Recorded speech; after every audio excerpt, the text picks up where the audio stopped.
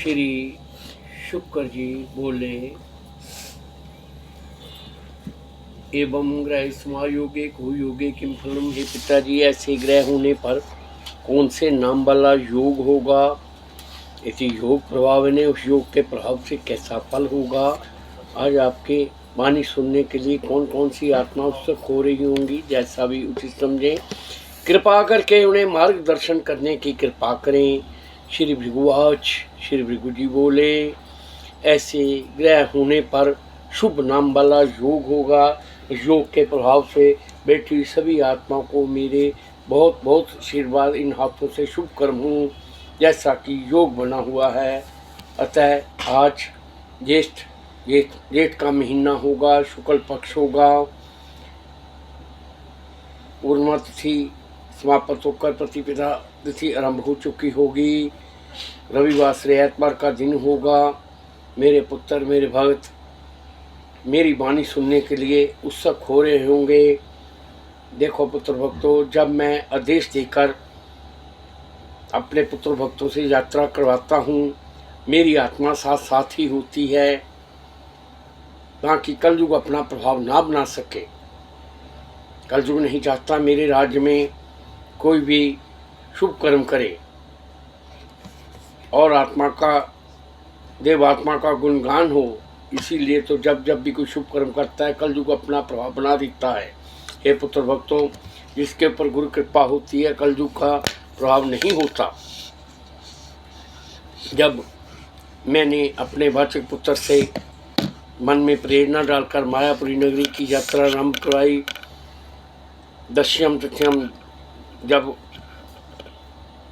10वीं तिथि चल रही थी, मेरे पुत्र भक्तों ने जब मायापुरी नगरी गंगा स्नान किया, हे पुत्र भक्तों, उस समय मेरी आत्मा वाचक पुत्र के रूप में थी।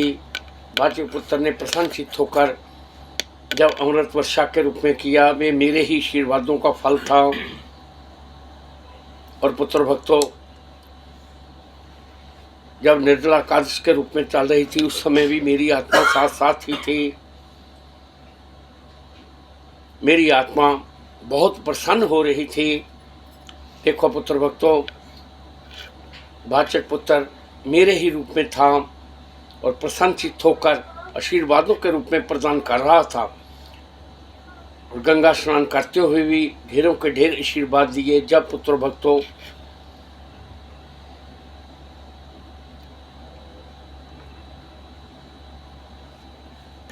बहुत सी देव आत्माओं को एकत्रित किया गया साधुओं के रूप में, तो पुत्र भक्तों उस समय मेरी पत्नी ख्याति और गंगा दोनों एक स्थान पर बैठकर आशीर्वाद दे रही थी।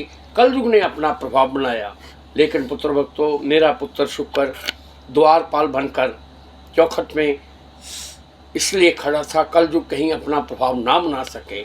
और पुत्र भक्तों बहुत सी देव आत्माओं के दर्शन करवाए। अगस्त्य मुनि, वेद व्यास जी और बहुत सी देव आत्माएं के साथ साथ जो मेरा ही रूप था। जब मेरे पुत्र वाचक ने मेरे को सम्मानित के रूप में किया, पुष्पमालाएं डाली गई, तो पुत्र भक्तों मेरी आत्मा बहुत प्रसन्न थी और मैंने प्रसन्नचित्त होकर आशीर्वादों के रूप में दिया। हे पुत्र भक्तों, ऐसा मानो धरती लोक पर मायापुरी नगरी वैकुंठ लोक में परिवर्तन हो गया हो। इतनी देवात्माएं साधु संतों के रूप में पूर्ण वर्ष प्रतीक्षा में लगी रहती हैं, कब गंगा दशहरा हो, कब निर्जला एकादश हो, कब हम मायापुरी नगरी में जाकर गंगा स्नान कर सकें। देखो पुत्र भक्तों, गंगा पितरों का आधार करने वाली है। निर्जला एकादश के दिन जिन जिन आत्माओं ने अपने पूर्वजों के निमित्त होकर कर्म किए हुए कर्म पूर्ण रूप से सफल हैं, यात्रा पूर्ण रूप से सफल है। इसका प्रमाण ये है, जब मेरी आदेश अनुसार मायापुरी नगरी में यात्रा के रूप में आरंभ हुआ, तो उस समय अमृत वर्षा हुई, और जब समाप्ति में चल रहा था तब भी इंद्रदेव ने प्रसन्न होकर अमृत वर्षा के रूप में किया। हे कलजीत पुत्र और अंजना पुत्री, जो तुम्हारे इन हाथों से मैंने शुभ कर्म करवाया। हे पुत्र भक्तों, इससे तुम्हारे बड़े बड़े पापों का नाश हुआ, और जिन जिन आत्माओं ने मेरे आदेश अनुसार मायापुरी नगरी में जाकर सेवा के रूप में की हुई सेवा कभी खाली नहीं जाती। और आज मैंने अपने पुत्र, अपने भगत दीपक नाम वाली आत्मा के मन में प्रेरणा डाल दी, जिससे कि अतिथि जग कर सके। हे दीपक पुत्र, जो तुमने अपने पूर्वजों के निमित्त होकर अतिथि जग किए, उसे मैं स्वीकार करता हूँ।